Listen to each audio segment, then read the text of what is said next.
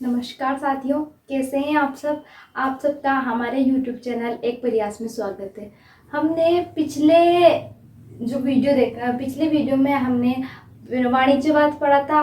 वाणिज्यवाद के क्या कारण थे, उसके क्या परिणाम थे, उसके क्या नकारात्मक पहलू थे, उसके सकारात्मक पहलू क्या थे, उन सब का अपन ने अध्ययन किया था।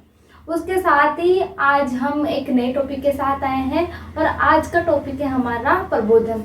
प्रबोधन क्या था, इसको एक वैचारिक क्रांति क्यों कहा जाता है, इसको एक ज्ञानोदय का काल क्यों कहा जाता है और इसे विवेक का क्या काल क्यों कहा जाता है, इसके बारे में जानेंगे। इसके क्या कारण थे, इनका भी अपन अध्ययन करेंगे। और प्रबोधन को एक बौद्धिक अभिव्यक्ति क्यों कहा जाता है, इसके बारे में जानेंगे। इसके साथ ही इसमें कौन कौन से चिंतकों ने अपने क्या। उससे पहले कुछ पंक्तियां आप सबके लिए। हार से डर जाने से बेहतर है कोशिश में मर जाना। अर्थात कोशिश करने वालों की कभी हार नहीं होती, ये अपने वैसे भी हमें पता है। अब हम आते हैं हमारे आज के टॉपिक प्रबोधन पर। तो प्रबोधन क्या था। प्रबोधन एक वैचारिक क्रांति थी जो कि वाणिज्यवाद के बाद जो एक नवोदित वर्ग आया था, मध्य वर्ग।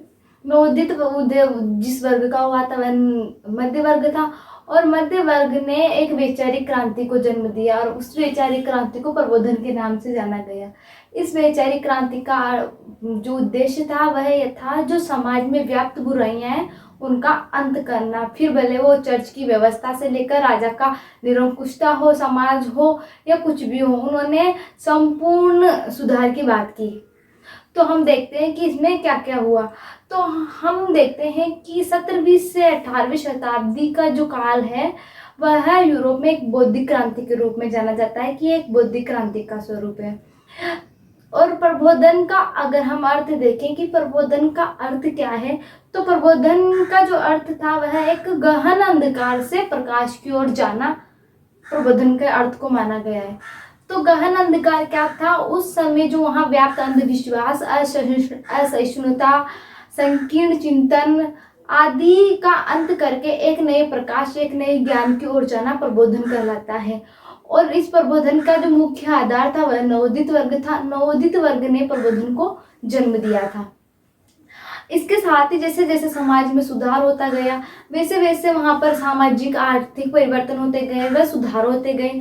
वहाँ पर कई नए नए राजनीतिक सिद्धांत भी आए, जैसे कि उदारवाद, गणतंत्रवाद, राष्ट्रवाद, सामंतवाद आदि, मानव अधिकार, समानता, स्वतंत्रता आदि ऐसे सुधारों की ओर अग्रसित हुए जिन्हें एक बौद्धिक क्रांति के अंतर्गत सम्मिलित किया। वह बौद्धिक क्रांति ने इन सब की मांग की। इसी के साथ हम अब आगे देखते हैं कि प्रबोधन की क्या क्या विशेषताएं थी। तो प्रबोधन की विशेषताओं हम देखते हैं पहले कि आधुनिक वैज्ञानिक दृष्टिकोण।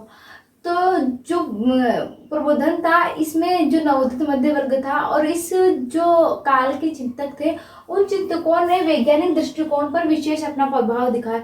उन्होंने जो पारंपरिक दृष्टिकोण चल रहा था जिस पर अपन विश्वास कर लेते थे, इन्होंने विश्वास का एक मूल आधार बताया कि उस विश्वास को, उस तथ्य को यदि बुद्धि स्थापित कर दे तो वह एक सत्यता है। अर्थात उन्होंने बुद्धि तर्क पर बात को स्थापित करना, किसी सिद्धांत को स्थापित करना वैज्ञानिक दृष्टिकोण के अंतर्गत आता है। उन्होंने कहा है कि किसी भी बात पर विश्वास करने से पहले हमें एक वैज्ञानिक दृष्टिकोण का पता होना जरूरी है। अगर हम प्रबोधन की दूसरी विशेषता देखें तो दूसरी विशेषता में प्रबोधन की विशेषता आती है मानववादी दृष्टिकोण। तो मानववादी दृष्टिकोण के अंतर्गत मानव को सर्वोच्च माना गया है, मानव को केंद्र में रखकर अध्ययन किया गया है। वहाँ पर मानव की गरिमा, एकता, स्वतंत्रता व उसकी जो जीवन की स्वतंत्रता उसके ऊपर बल दिया गया है। अर्थात जो प्रबोधन था उसमें मानव के ऊपर जोर दिया गया है, न कि परलोक के ऊपर। तीसरी जो हमारे प्रबोधन की विशेषता थी वह बुद्धि और तर्क पर बल की विशेषता थी। अर्थात इसमें जो तथ्य थे वह बुद्धि के आधार पर माने गए थे। इसमें पारंपरिक सिद्धांतों को नकारा गया था। जो अस्थिर विश्वास होता था हमारा, जैसे कि मतलब हम कहते हैं कि हाँ मुझे तुम पर पूरा विश्वास है, मुझे कहने की जरूरत नहीं है, तो इन सब को नकार कर इसमें यह कहा गया कि यदि आप अपनी बुद्धि के माध्यम से अपना तर्क परीक्षण व प्रयोग के माध्यम से सिद्ध कर सकते हो तो यह सत्य है, अन्यथा वह गलत है। अर्थात इसमें बुद्धि पर इतना बल दिया गया है कि उसको एक प्रयोग के माध्यम से सिद्ध करना जरूरी बताया गया है। चौथी अपनी जो विशेषता है प्रबोधन की वह है कार्य व कारण का सिद्धांत, कारण कार्य का सिद्धांत। तो इस सिद्धांत के अंतर्गत इसमें कहा गया है कि यदि वर्तमान में कोई घटना हो रही है तो उसके पूर्व में उससे संबंधित कोई घटना अवश्य हुई होगी, तब जाकर आज की घटना हो रही है। अर्थात इसका भावार्थ जो है वो यह कहा जा सकता है कि इसने सीधे सीधे ये कहने का प्रयास किया है कि यदि कोई कार्य हो रहा है, कोई घटना भी हो रही है तो उसका कोई न कोई कारण अवश्य रहा होगा। इसमें कहा गया है कि यदि कोई घटना चल रही तो उसके पूर्ववर्ती कोई घटना इससे संबंधित अवश्य उस पूर्ववर्ती घटना के फलस्वरूप यह घटना हो रही है। तो इसमें अपन कह सकते हैं कि यदि कोई कार्य हो रहा है तो उसका कारण अवश्य होगा। यह सिद्धांत प्रबोधन में दिया गया है और यह एक प्रबोधन की विशेषता है। चौथी पांचवी जो अगली हमारी प्रबोधन की विशेषता वह है देववाद। तो इस प्रबोधन जो था इसमें संपूर्ण ज्ञान का केंद्र मानव था, मानव पर बल दिया गया था, मानव की स्वतंत्रता पर बल दिया गया, मानव के व्यक्तिगत विचारों पर बल दिया गया। किंतु इसका मतलब ये नहीं था कि यहाँ पर जो प्रकृति के नियम है या भगवान है उनको बिल्कुल नकार दिया गया था। यहाँ पर ईश्वरीय शक्ति को भी महत्व दिया गया था। यह कहा गया था कि कुछ न कुछ तो नियम है जो प्रकृति को संतुलित कर रहे हैं, जो कि अदृश्य हैं, परंतु किसी न किसी तरह वह प्रकृति का संचालन कर रहे हैं। तो कहीं ना कहीं भगवान को स्थान देकर जो इस प्रक्रिया है उन्होंने कहा है कि हमें मानव को संपूर्ण स्वतंत्रता पर बल देना है। किंतु कुछ न कुछ तो ऐसे गुण प्रकृति में विद्यमान है जो कि अपने आप चलते हैं और उसे कोई मानव नहीं चला रहा है। तो इस प्रक्रिया को उन्होंने देववाद का नाम दिया कि ऐसा कोई अंश है, ऐसी कोई शक्ति है जो इस दुनिया का संचालन कर रही है, कोई ऐसा ईश्वरीय तत्व है। तो उस ईश्वरीय तत्व को इन्होंने देव कहा और इस सिद्धांत को इन्होंने देववाद का नाम दिया। आगे हम इसकी विशेषता देखें तो छठी जो इसकी विशेषता थी वह थी मानव स्वतंत्रता व समानता। तो इसमें मानव की स्वतंत्रता पर और समानता पर काफी बल दिया गया। इसमें कहा गया है कि मनुष्य स्वतंत्र जन्म लेता है। यह रूसो ने कहा है कि मनुष्य जन्म तो स्वतंत्र लेता है लेकिन वह सर्वत्र बंधनों से जकड़ा हुआ सा रहता है। और रूसो ने इसके साथ ये नारा भी दिया है कि प्रकृति की ओर लौटो, क्योंकि मानव ने भौतिकवाद की तरफ बढ़ते हुए अपनी प्रकृति का ह्रास कर लिया है।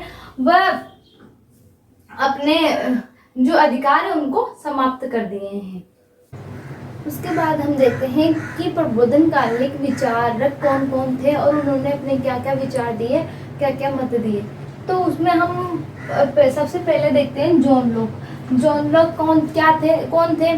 जॉन लॉक एक अंग्रेजी विचारक थे जो कि इंग्लैंड के थे और इन्हें उदारवाद का जनक भी कहा जाता है।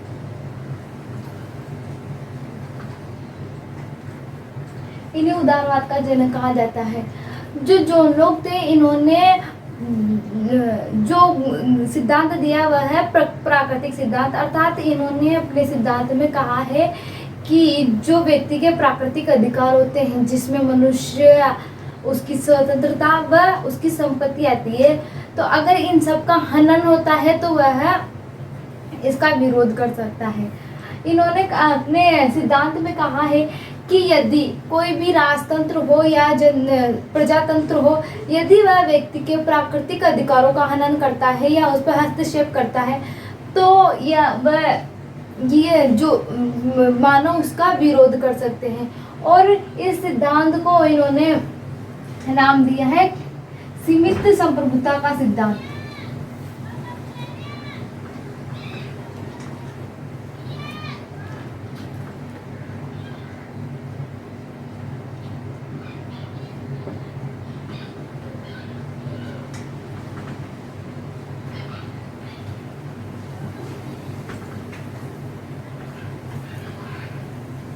सीमित संप्रभुता का सिद्धांत अर्थात जो वहाँ की संप्रभुता थी, राजा के पास जो शक्तियाँ होती हैं उन पर उन्हें सीमित किया गया, क्योंकि जो सीमित शक्तियाँ ना होने पर राज्य के अधिक जो मनुष्य था उनके अधिकारों का हनन किया जाने लग जाता था राज्य के द्वारा।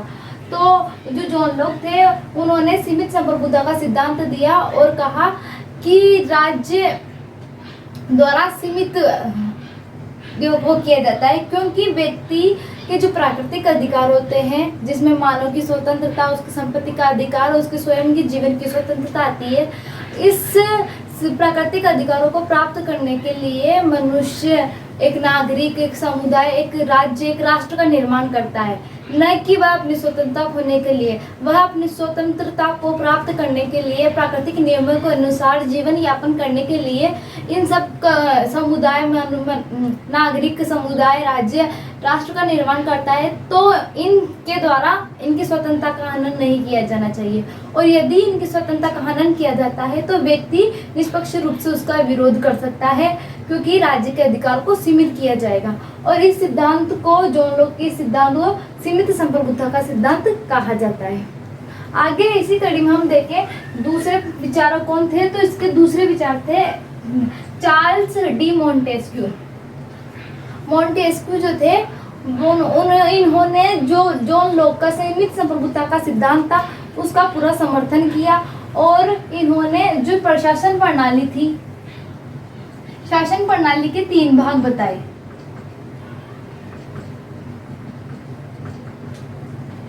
इन्होंने शासन प्रणाली के 3 भाग बताए, राजतंत्र, प्रजातंत्र व निरंकुश तंत्र।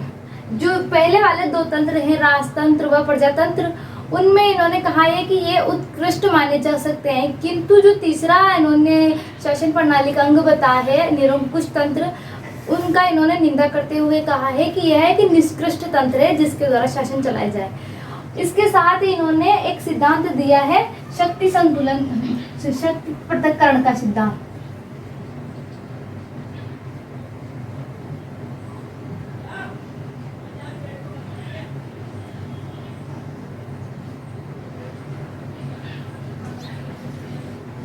शक्ति के पृथक्करण का सिद्धांत।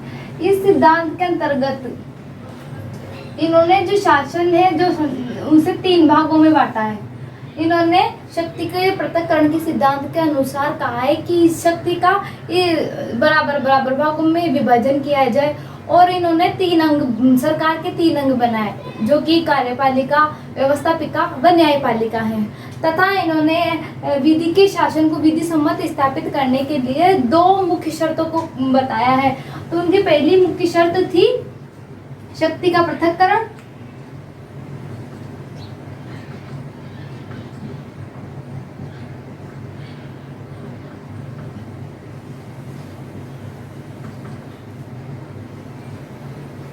वह उनकी वही दूसरी उनकी शर्त थी रोक व संतुलन का सिद्धांत।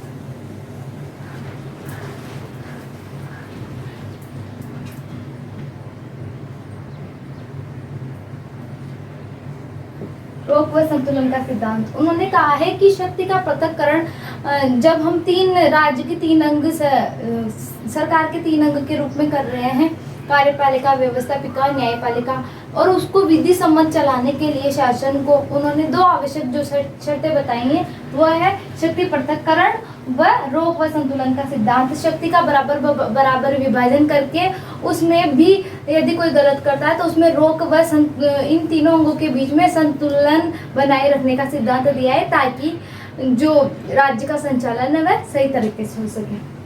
तीसरे हमारे आते हैं वोल्टेयर। तो वोल्टेयर बहुमुखी प्रतिभा के धनी थे। ये एक कवि, लेखक, दार्शनिक, इतिहासकार, मल्टी टैलेंटेड पर्सन थे। तो इन्होंने अपनी लेखनी के माध्यम से इन्होंने निबंध, नाटक, कविताएं, कहानियां आदि लिखकर आदि के माध्यम से जो राज्य व चर्च व्यवस्था की जो बुराइयां थी उनका कठोर विरोध किया है।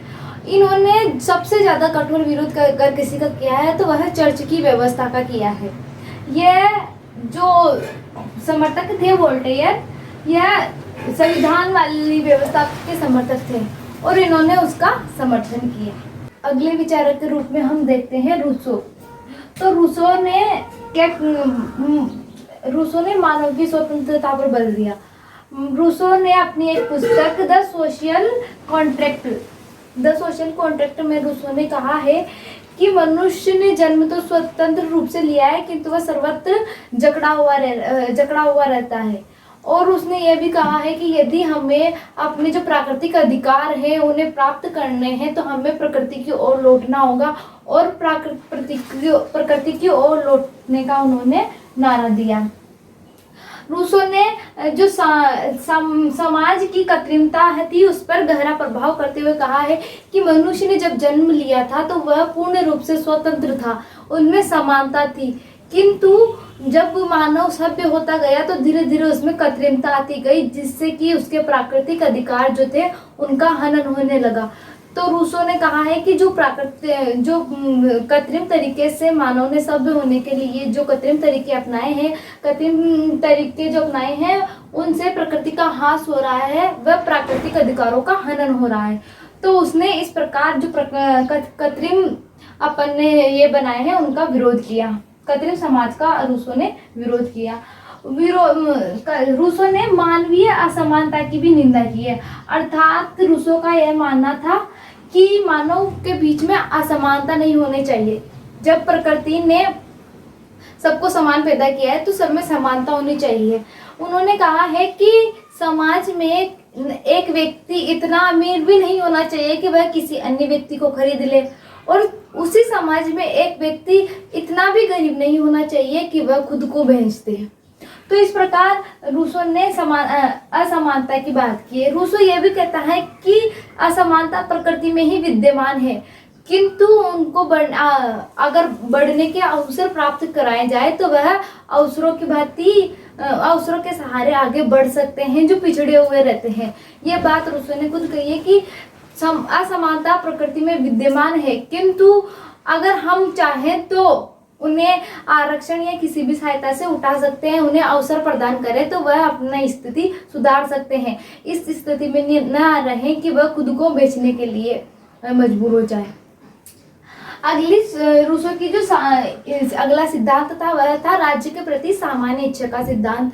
तो राज्य के प्रति सामान्य इच्छा के सिद्धांत में रूसो कहता है कि एक व्यक्ति जब स्वतंत्र जन्म लेता है तो वह अपने प्राकृतिक अधिकारों को प्राप्त करने के लिए एक नागरिक समुदाय में खुद को शामिल करता है, ताकि वह उस समुदाय के माध्यम से अपने प्राकृतिक अधिकार प्राप्त कर सके। रूसो यह भी कहते हैं कि जो हम सब मिलकर एक समुदाय बनाते हैं तो किसी लोक कल्याण के लिए हम कोई फैसला ले सकते हैं तो वह गलत नहीं होगा, वह प्रकृति के विरुद्ध बिल्कुल नहीं होगा। तो जब सारे समाज के लोग मिलकर एक समुदाय का गठन करते हैं, वह उस समुदाय को अपनी सर्वस्व शक्तियां दे देते हैं।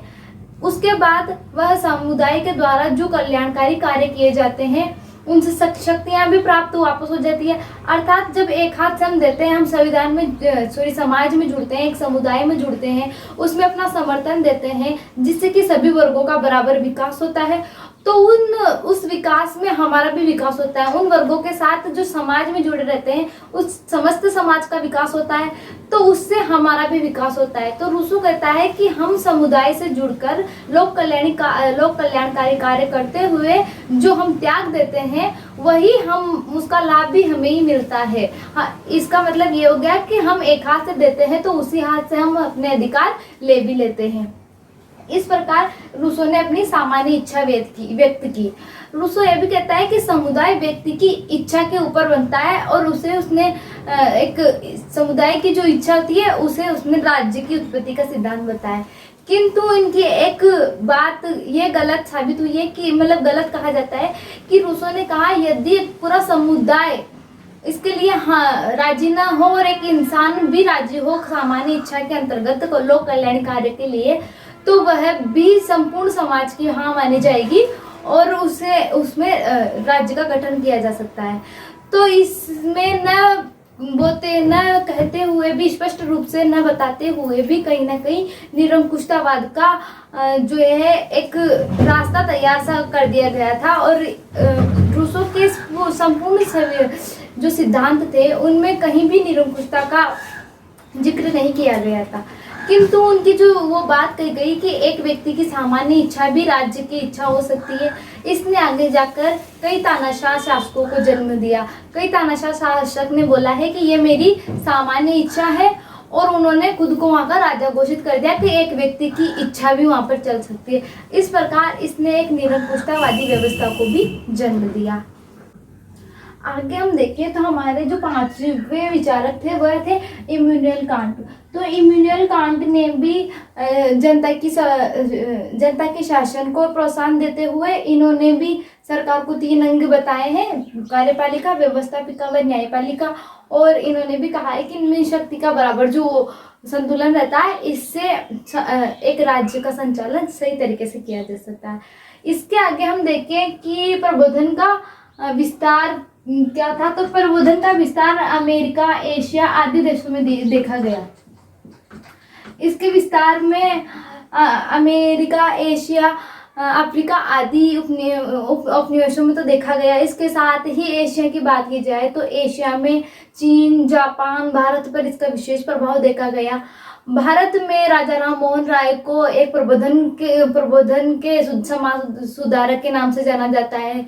इनके साथ ही स्वामी दयानंद सरस्वती, स्वामी विवेकानंद आदि ने उस समय भारत में कई कुरीतियों का खंडन करते हुए एक समाज को नई वैचारिक क्रांति के रूप में एक नई दिशा दी। तो वहीं प्रेमचंद जैसे लेखकों ने अपनी लेखनी के माध्यम से समाज सुधारने में अपना महत्वपूर्ण भूमिका निभाई।